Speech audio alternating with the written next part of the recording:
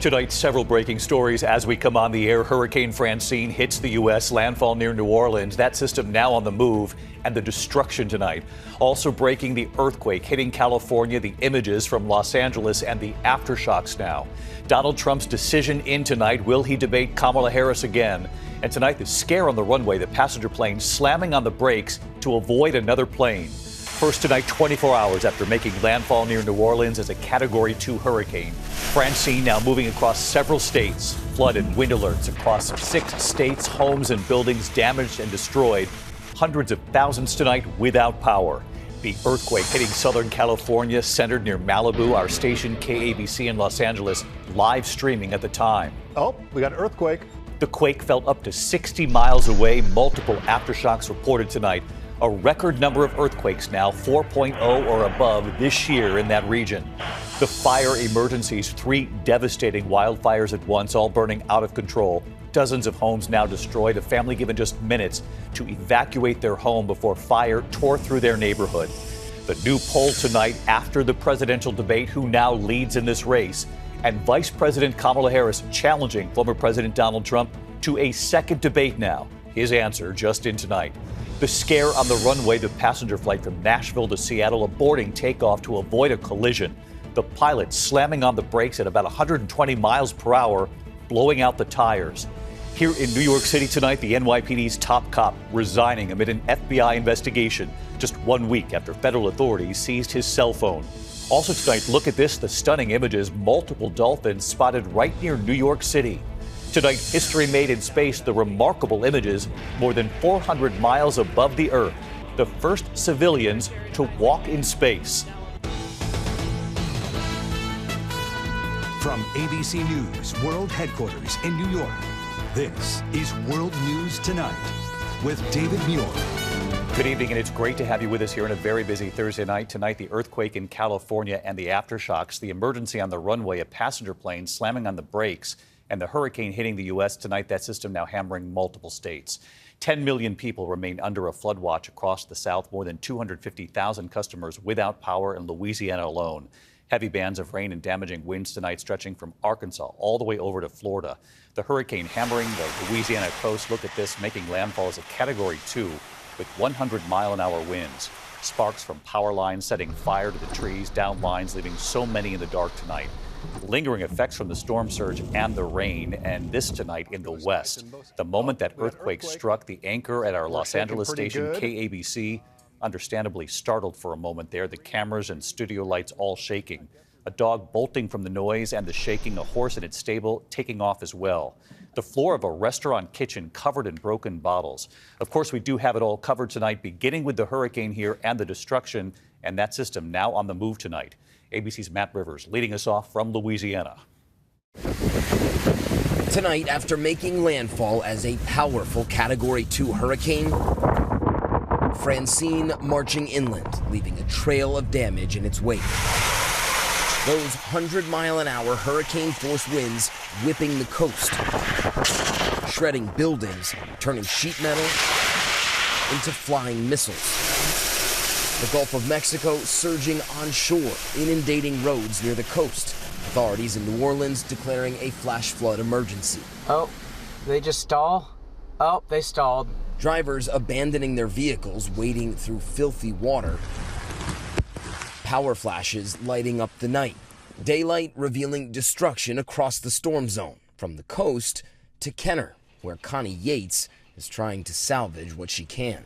These pictures show how high the water got. You can't sweep it out. Right. So we took buckets and threw it out the window. Right. Really? You were throwing it out the window? Yes. Wow, like you're on a boat. Yeah, exactly. Francine, now the 6th hurricane to make landfall in Louisiana in the last 5 years. And David, here in Houma, Louisiana, not far from where Francine made landfall, you can see how these intense winds literally peeled back the roof of that business there behind me, exposing everything inside to the elements from this storm.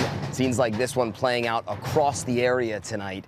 A long cleanup ahead, David. An extraordinary image there behind you. Matt Rivers in Louisiana again tonight. Thanks to you and the crew. Let's get the latest track of the system now on the move. Meteorologist Lee Goldberg of our station here in New York, WABC, back with us tonight, tracking it all for us. Hi, Lee. Hey, David. Well, Francine may be post-tropical, but that doesn't mean post-problems. We've got rain, wind, and a severe threat. In fact, a tornado watch central Alabama until late evening. Now, the heaviest rain is through Arkansas and into western Tennessee, but a flood watch extends all the way down to the Florida Panhandle. And that'll go into the day tomorrow. Even though the rain will break up some and the winds will back off, we'll still have localized downpours, the threat for flooding, and even a little bit of severe weather. We're still in the peak of hurricane season, and we've got activity. We'll probably have Tropical Storm Gordon later tonight in the eastern Atlantic. We have to watch a low off the Carolina coast. That could impact that area next week. Meanwhile, here in the Northeast, the driest stretch in nearly 7 months. David. And we'll take it. Lee Goldberg with us tonight. Lee, thank you. Now to that earthquake that hit Southern California, the latest quake in what's been a record year of quakes 4.0 or higher. This one, a 4.7, centered near Malibu, felt by millions up to 60 miles away, followed by multiple aftershocks. ABC's Kayna Whitworth is in Malibu Canyon tonight. That's right near the epicenter. Tonight, a 4.7 magnitude earthquake rattling millions in Southern California. Felt like God was holding our house and shaking it and saying, get out. Our Los Angeles station KABC. Oh, we got an earthquake. Live streaming when it hit. We're shaking pretty good. And at this cafe in Malibu, it felt like it was the big one for a moment. Cashier Rosa Sanchez getting an emergency alert. I got a message on my phone saying that there was an earthquake happening, to drop and cover. And listen to how it sounded on this home security camera in Oak Park. Cameras capturing the moment a bald eagle soars, startled by the shaking. Officials say the epicenter was near Malibu, but the quake felt 60 miles away. Doctors at Providence St. John's tell us an alert system warned surgeons of the coming quake. You want to make sure the patient is secure. You need to cover the patient with your body and protect their head.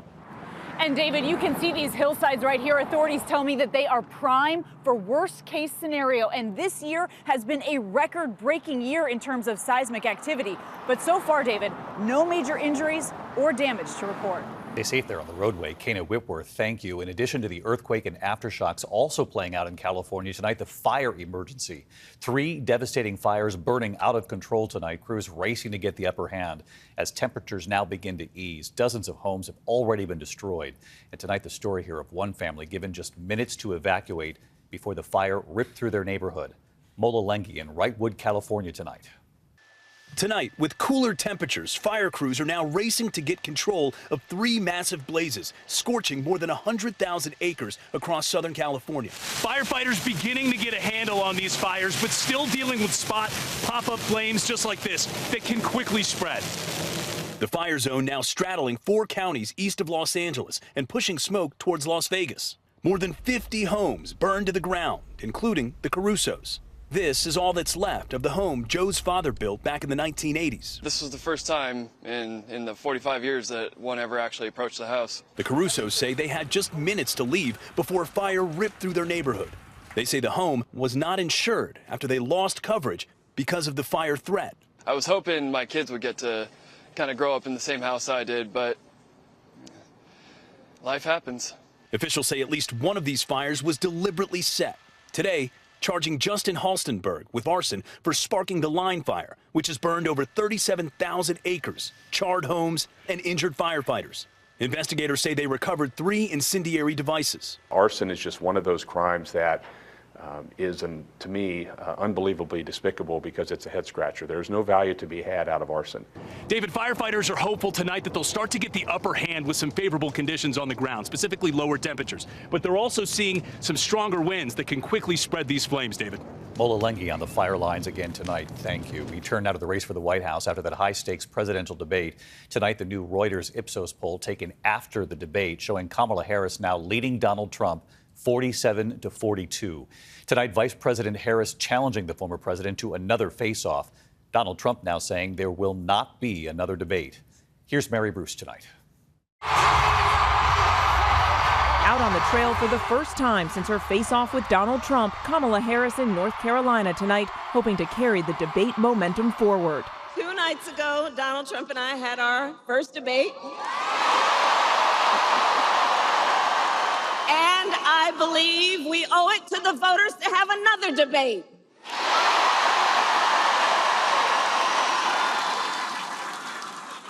because this election and what is at stake could not be more important. Harris arguing the debate shows Trump is a man of the past without a plan for the future, singling out the issue of health care. At the debate, Lindsey Davis asking him about his long-standing promise to replace the Affordable Care Act, known as Obamacare. Last month, you said, quote, we're working on it. So tonight, 9 years after you first started running, do you have a plan, and can you tell us what it is? Obamacare was lousy health care, always was. It's not very good today. And what I said, that if we come up with something, and we are working on things, we're going to do it, and we're going to replace it. So just a yes or no, you still do not have a plan? I have concepts of a plan. I'm not president right now. Harris today mocking that answer. He said, concepts of a plan. Concepts. No actual plan, concepts. And understand what's at stake on that. 45 million Americans are insured through the Affordable Care Act. And he's going to end it based on a concept.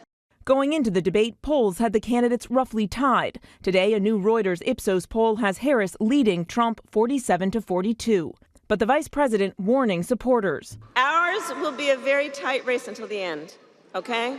It's going to be a tight race until the end, and we are the underdog. Understand that. We are the underdog. According to the Reuters Ipsos poll, 53% of voters who heard anything about the debate said Harris was the winner. Only 24% said the same about former President Trump. But in Arizona tonight, Trump declaring victory. As everyone saw 2 nights ago, we had a monumental victory over Comrade Kamala Harris in the presidential debate. Still, Trump saying that after one matchup against Biden and another against Harris, he's done with debates. Because we've done 2 debates and because they were successful, there will be no third debate. And so let's bring in Mary Bruce at the White House again tonight. Mary, Vice President Harris, of course, saying she wants another debate now. Former President Trump now saying he won't do it. So what's their calculation here on both sides?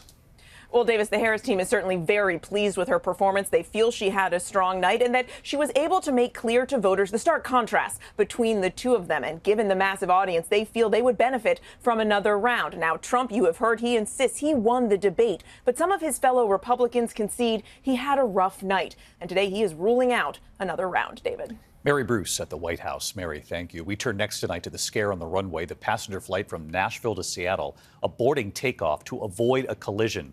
The pilot slamming on the brakes at about 120 miles per hour to avoid colliding with another plane, blowing out the tires. Here now, Steve Osunsami. 176 people on an Alaska Airlines flight from Nashville to Seattle are safe tonight after their pilot had to slam on the brakes in the middle of takeoff to avoid hitting another plane crossing the same runway. Alaska 369, cancel takeoff clearance. By the time airport control told the Alaska plane to stop, the pilot had already saved the day.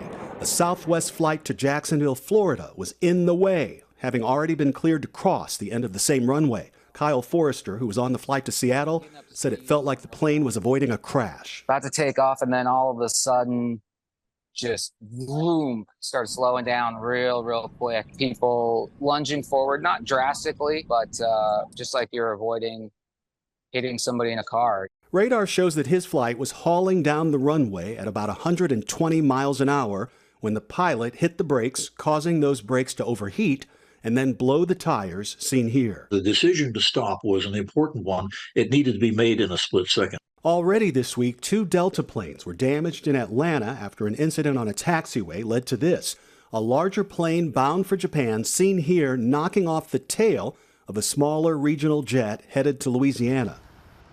Passengers on that Alaska Airlines flight were moved back to the terminal and put on another plane. Federal authorities this evening are investigating what led to this. David. Steve Osunsami tonight. Always good to have you, Steve. Thanks. In New York City tonight, the NYPD's top cop has now resigned amid an FBI investigation. The resignation comes just 1 week now after federal authorities seized his cell phone. Here's our senior investigative correspondent, Aaron Kotursky now.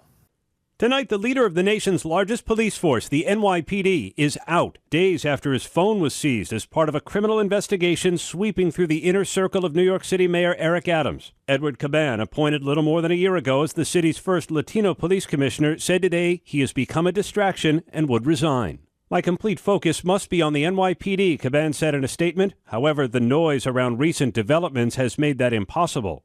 Caban's future was called into question days ago when federal agents seized his phone, along with the phones of other top NYPD officials. They also raided the homes of two of the mayor's top deputies as part of multiple ongoing corruption investigations into the highest ranks of New York City government. Sources told ABC News those investigations involve city contracts and enforcement of regulations governing bars and nightclubs, an industry associated with Caban's twin brother. The mayor insisting tonight he's aware of no wrongdoing. I was as surprised as you to learn of these inquiries, and I take them extremely seriously. No charges have been filed. And David, while the mayor's political opponents are welcoming the resignation of the police commissioner, they're also saying tonight one personnel change will not solve the problems at City Hall or here at the NYPD. David? All right, Aaron Katersky live here in New York. Aaron, thank you. When we come back tonight here in the U.S., authorities say the teenager looking to take a homecoming photo shot and wounded by a homeowner. And we remember a football legend this evening. Tonight, a town council member in Jefferson County, Colorado, was accused of shooting and wounding a 17-year-old boy who wanted to take homecoming photos. Brent Metz allegedly shooting the teen in the face while the boy was sitting in a car on the side of the road. Metz's girlfriend claimed they were trespassing, the teen and his friend telling authorities they were there to ask permission to take those photos for homecoming. When we come back here tonight, we remember a football legend and then the remarkable sight in the waters off New York City, and you'll see it. To the index of other news tonight, we learned today that Hall of Fame football star Joe Schmidt has died. Former linebacker and coach for the Detroit Lions, a team legend helping them win 2 NFL titles back in 1953 and 57, considered one of the greatest Lions ever. Joe Schmidt was 92. The remarkable images in the waters off New York City tonight, video showing a large pod of bottlenose dolphins off Fire Island just outside the city. The photographer says he was looking for whales and sharks when all of a sudden he saw all the splashing. He says he spotted multiple pods, in fact, some with up to 50 dolphins swimming together. That's really something. When we come back tonight, the history made the first civilians to walk in space, and you'll see the moment more than 450 miles above Earth tonight. ABC World News Tonight with David Muir, sponsored by Vivgard Hytrulo and Vivgard. Finally tonight here, history made in space, the first civilian spacewalk in spacesuits made in America. Tonight, the incredible images more than 450 miles above Earth, the history now made. Single-handed mobility demonstration. Aboard the SpaceX Dragon, the Polaris Dawn crew, no professional astronauts. They are the first civilians to ever perform a spacewalk. Single-handed operations are fine, static. Tech entrepreneur and billionaire Jarek Isaacman, who funded the mission, beginning by climbing out. The cheers from Mission Control back in California as Isaacman emerges from the hatch and sees Earth, then offering these words. Back at home, we all have a lot of work to do, but from here, Earth sure looks like a perfect world. Part of their mission to test out their new spacesuits, made in America, made in California, designed to provide more flexibility of movement than ever before. Switching to left hand. Isaacman climbing back into the capsule, and then SpaceX engineer Sarah Gillis climbing out. There was no airlock on the spacecraft, so all 4 members of the crew were exposed to the vacuum of space while that hatch was open. Stepping into vertical translation. The crew is expected to come home early Sunday, splashing down off the coast of Florida. And tonight they say they are now one step closer to eventual bases on the moon and on Mars. Wow, history made, and what a beautiful view of Earth. Thank you for watching here on a Thursday night. I'm David Muir. We'll see you right back here tomorrow from all of us here. Good night. Thank you for making World News Tonight with David Muir America's most watched newscast.